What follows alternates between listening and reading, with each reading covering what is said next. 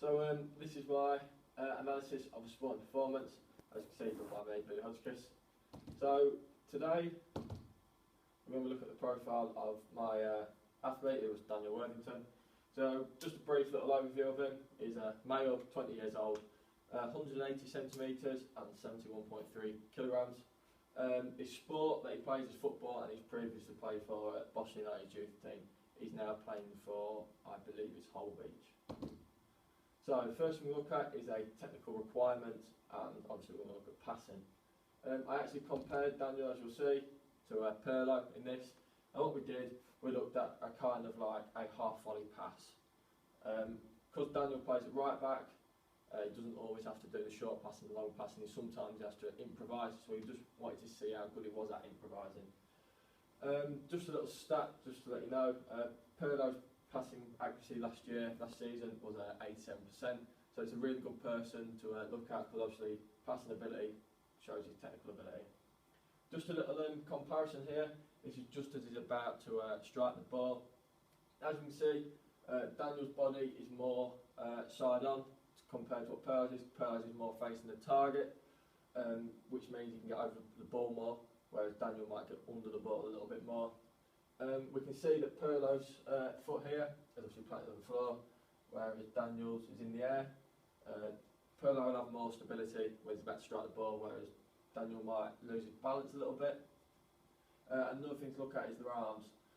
Daniel's arms are quite by his side, or not by his side, but not as far stretched as Pirlo's. And then this was when the ball was made impact, just after impact had been made. You can see Daniel's now moved more further round, but compared to Pirlo's basically all the way round. So he's actually facing his target, so he knows where he's going. As you can see, the legs are similar in the fact that they're both kind of bent, but a massive thing that we picked up on is Pirlo's bent over a bit more, which allows him to get over the top of the ball, keeping the ball down. Whereas Daniel, you can see from the leg position, is kind of on top of the ball. So, just a few recommendations for Daniel to look at. His body position, as we reiterate, all his body position was a bit wrong. He's going to get over the top of the ball rather than keeping it down. The contact point, as you can see again from the last, and the feet position from the last slide we shown, the contact was not good enough. I think the ball's going to fly off, whereas comparison to Pirlo, the ball's going to stay nice, low driven. And then technique, not power. In the technique, it looked like Daniel was going for more power, maybe something like a shot, try and beat the keeper, whereas he don't want to be smashing it into somebody who's 10-15 yards away from him. He just wants to be looking at it more as technique. So the next thing we looked at was tactical requirements. So I looked at positioning, and then in the positioning I looked at heat map. So this is we played a 90-minute game, and this was Daniel's heat map for the whole game, playing centre mid. And this is a 90-minute heat map from a professional footballer, obviously 90 minutes. So the comparisons, obviously, what you can see is this midfielder here, you can see that the arrow's going this way, so they're actually attacking this way. He's more further up the field. This may have been because he was an attacking team, or that he played in a different position to that game. But as you can see, just very slightly, all this area, he does come back, but very rarely. Compared to what Daniel did, it was all over the place, and he played a little bit too defensively. As you can see, the red parts here, that's the most area that he was in, obviously showing that as those attacking this way, very much defensive. So what I'd recommend for this was don't play too defensive. If you're playing centre midfield, don't always be back, you need to go forward, support the team. Yes, if you lost the ball, maybe track back, but don't be sitting on the goalkeeper or the defender's laps. And for me, it's a bit too central. Now I know he's playing centre mid, but from the one that we saw down here, it wasn't just in the centre, it was all over the place. It was wide while attacking. To me, that shows that Daniel was obviously quite comfortable picking up the ball, but maybe he didn't exploit different options too well.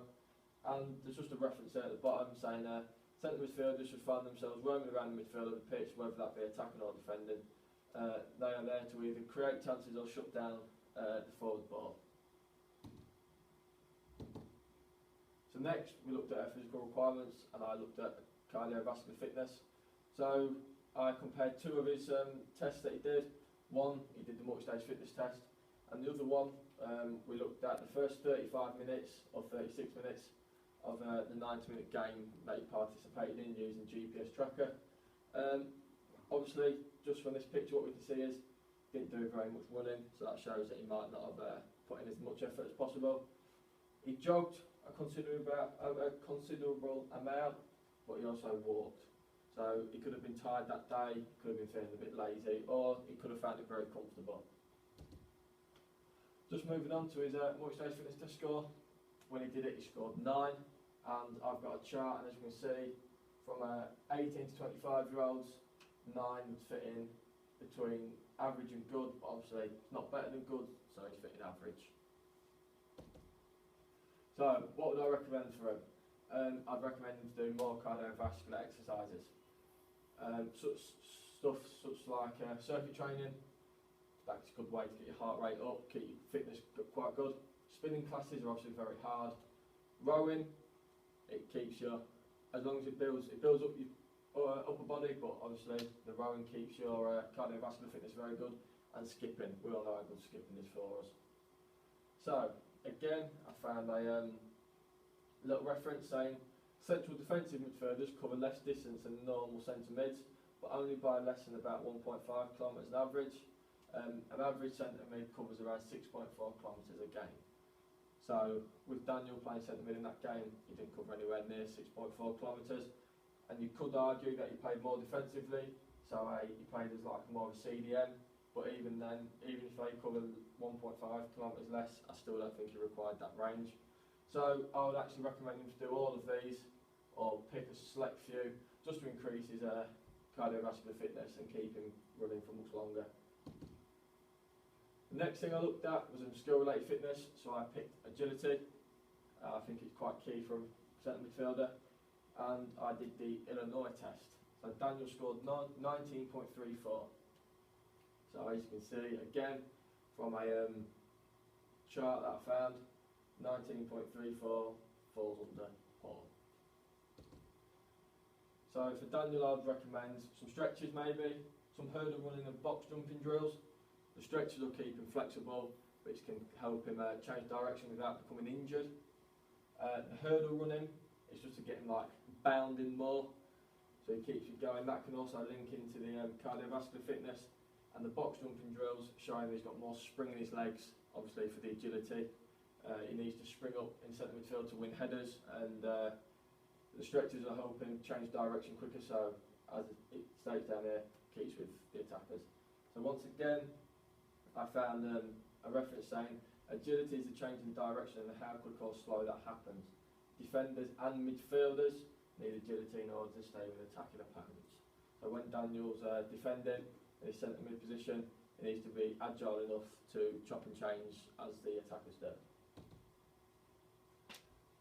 The next one I looked at was psychological requirements. So I picked up confidence. Again, I looked at the heat map and I looked at a questionnaire.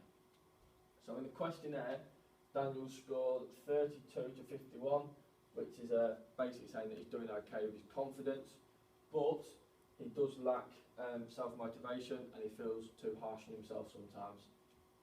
Again, looking at this heat map, it shows his confidence might not have been there to go forward on the day, obviously showing that he didn't go that much forward compared to how much he defended.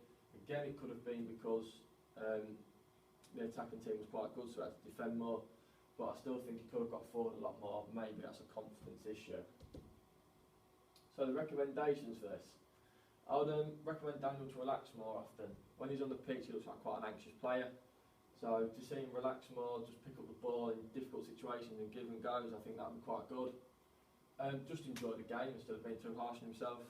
As I stated before, his questionnaire results said his confidence is okay, but he can be too harsh on himself, so I would just suggest to enjoy the game a bit more. Try self-imagery, so just try make yourself confident by imagining the first touch that you're going to have, the first pass, the first header, that kind of thing, and try new actions on the pitch. So maybe adventure forward and see what happens, or instead of staying quite central, maybe drift wide, pick up the ball, and then see if you can do anything from that. Again, a reference that I found said that self-confidence is needed in every position, and it helps to inspire the player. If self-confidence isn't there, the player may be replaced by someone in the team. So again, stuff like trying new action on the pitch, if he does that, the manager might pick up on it and think, right, he's learning. So this is actually Daniel's performance profile. So we did it out of 10, and as you can see, the passing was about a 7, positioning was about a 7, cardiovascular fitness was 8, agility was 6, and confidence was a 6. So as you can see, there's quite a lot of areas that Daniel can actually improve in to make himself a better player. And that's the list of references that I found.